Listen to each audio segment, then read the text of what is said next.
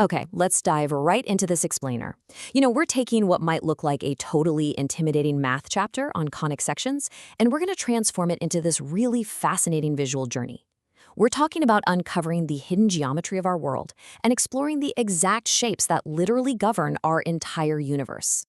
I just love this quote from Bertrand Russell because he points out that knowledge should visibly transform our understanding of reality. And in this explainer, we're going to see exactly how abstract ancient mathematics eventually paved the way for modern space exploration, suspension bridges, and, well, even the everyday technology sitting right there in your pocket. So, to keep our bearings, here's our roadmap for today. First, slicing the cone. Second, circles, the perfect distance. Third, parabolas, focus and directrix. Fourth, ellipses, two fixed points. And finally, number 5, hyperbolas, the final cut. But before we actually start slicing anything up, it is just mind-blowing to realize that this conceptual progression is over 2,000 years old. I mean, we have Euclid organizing geometry way back around 300 BC. Then Apollonius writes his masterpiece, the Conic, around 200 BC. And then there's this massive 18th century leap before René Descartes pioneers modern analytical geometry in 1637. And we actually have Apollonius to thank for naming some of the shapes we're about to explore. He's the one who named the parabola and the hyperbola. What's truly incredible to me is that he, along with other ancient Greek mathematicians, studied these conic sections purely for their geometric beauty. This was long, long before they were ever used to design things like modern telescopes or the headlights on your car. All right, let's jump straight into section 1, slicing the cone. So, everything starts with something incredibly simple, which is just a cone. By definition, conic sections are curves obtained by intersecting a right circular cone by a plane. To visualize this, I want you to imagine a double-napped cone. Picture 2 hollow ice cream cones stacked point to point, extending out indefinitely in both directions. Now, imagine taking a flat plane, like a sheet of glass, and just slicing right through them. This perfectly illustrates how simply changing the angle of your slice, what mathematicians call the angle beta against the vertical axis, generates completely different shapes. A perfectly horizontal 90-degree cut, that gives you a circle. Tilt it just slightly, and you get an ellipse. If you cut perfectly parallel to the cone's side, a parabola emerges. And if you slice straight down vertically through both halves of the cone, you get a hyperbola. Literally just altering that angle creates these totally distinct curves with completely different real-world applications. Moving on to section 2, circles, the perfect distance. Let's look at our first and definitely most familiar slice, the circle. A circle is defined as the set of all points in a plane that are equidistant from a fixed point. So if your intersecting plane slice is perfectly horizontal, hitting a clean 90 degrees to the axis, boom, you get a circle. Every single point on that outer edge is the exact same distance from the fixed center point.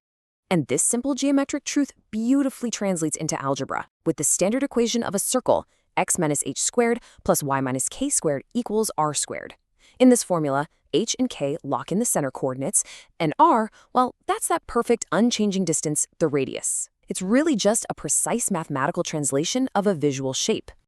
Okay, section 3, parabolas, focus and directrix. Next, let's tilt our slicing plane until it's perfectly parallel to the side of the cone. This creates a parabola.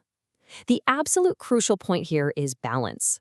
A parabola is defined as the set of all points in a plane that are equidistant from a fixed line and a fixed point, assuming that point isn't on the line. It perfectly balances the distance between a hidden internal point, which we call the focus, and a hidden external line called the directrix. So let's break down the anatomy of a parabola. You have the focus, that's the fixed inner point, and the directrix, the fixed outer line. Then the vertex is the very tip of the curve, right where it intersects its axis. And we also have the latest rectum, which is a straight line segment perpendicular to the axis that passes directly through the focus. Fun fact, by the way, the word parabola essentially means throwing in ancient Greek. It is the exact path a ball takes when you toss it up in the air, or the precise shape of the cables holding up a uniformly loaded suspension bridge. Now, if we lock the vertex of this throwing shape precisely onto the origin of a graph, we get these incredibly clean standard equations. Depending on its orientation, whether it's symmetric to the x-axis or the y-axis, you have y squared equals 4ax, or x squared equals 4ay. And in both cases, the length of that lattice rectum is exactly 4a. Simple and elegant. moving right along to section 4, ellipses, 2 fixed points. Now, what if we slice the cone at a slight tilt? If the angle is greater than the cone's side angle, but not steep enough to slide right out the bottom, we get an ellipse. Mathematically, an ellipse is defined as the set of all points in a plane, the sum of whose distances from two fixed points is a constant. So instead of having just one center point like a circle, an ellipse actually has two, and these are called the foci. The magic here is that if you pick absolutely any point on the outer edge, the combined distance to both foci is always exactly the same. Looking at the anatomy of an ellipse, those two fixed center points are the foci. The longest line passing all the way through them is the major axis, and the shorter perpendicular line cutting across the middle is the minor axis. We also look at eccentricity, represented by the letter E, which is a ratio that tells us just how stretched the ellipse is. And you guys, this isn't just some abstract idea. This is the exact geometry that dictates planetary motion. It's what keeps planets locked in beautiful, stretched elliptical orbits around the sun. And again, this elegant physical rule boils down to a really neat, perfectly balanced mathematical equation. X squared over a squared plus y squared over b squared equals 1. Those denominators, a and b, map directly to those major and minor axes we were just talking about. And that brings us to section 5, hyperbolas, the final cut. For our final slice, we are going to cut straight down vertically. This slice intersects right through both the top and bottom halves of our double cone. This vertical cut creates a hyperbola, defined as the set of all points in a plane, the difference of whose distances from two fixed points is a constant. Now, visually, it might look kind of like two opposing parabolas, but as we'll see, it actually operates on a completely different mathematical rule. Let's check out the anatomy of a hyperbola. Once again, we have two foci dictating the curves.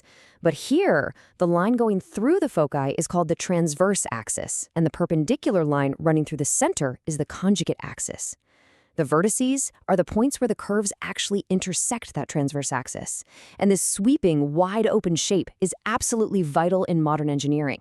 It helps shape the designs of everything from high-powered telescopes to massive radio antennas.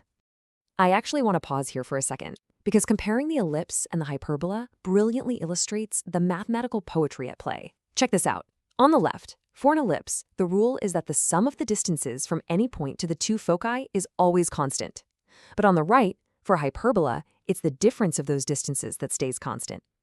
It's like an ellipse adds the distances to keep things closed, contained, and orbiting, while a hyperbola subtracts them, blowing the curves completely wide open. And let's see how this builds into the algebra, because it's so satisfying. Just as the geometry flips from addition to subtraction, so does the standard equation. We have x squared over a squared minus y squared over b squared equals 1. The algebra just perfectly, beautifully mirrors the physical shape. Which brings us to a final thought.